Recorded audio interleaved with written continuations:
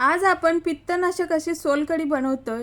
जेव्हा पित्ताचा त्रास होतो आणि चिकन मटन असं हेवी जेवण करतो तेव्हा आवर्जून अन्नपचनासाठी सोलकढी बनवून पिली जाते। नमस्कार, मी प्रज्ञा, आपल्या चॅनल प्रिचनमध्ये तुम्हा सर्वांचं खूप खूप स्वागत आहे। आता सोलकढी बनवण्यासाठी इथं मी बाउलमध्ये 10 ते 12 कोकम म्हणजेच अमसूलची बोंडं घेऊन गरम पाण्यात भिजण्यास ठेवून दिली।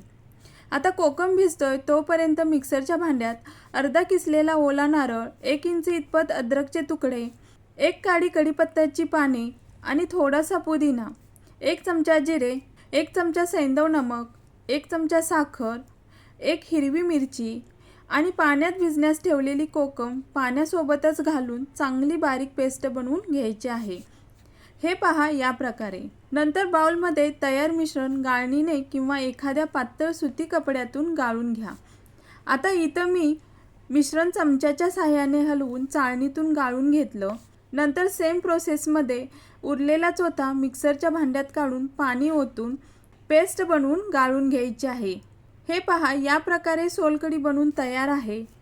नंतर याच्यात बारीक चिरलेली ताजी कोथिंबीर घालून पिण्यासाठी तयार झाली पित्तनाशक अशी सोलकढी। उन्हाळ्यामध्ये आठवड्यातून एकदा तरी अशी सोलकढी बनवून प्यावी। तसेच जेव्हा आपण जड अन्न म्हणजेच मटण, चिकन जे पचायला हेवी आहे तेव्हा तर आवर्जून जेवणानंतर अशी सोलकढी बनवून प्यावीच। तुम्ही उन्हाळ्यामध्ये नक्की अशी सोलकढी बनवून प्या आणि अशाच नवनवीन रेसिपीजमध्ये पुन्हा भेटू। तोपर्यंत नमस्कार।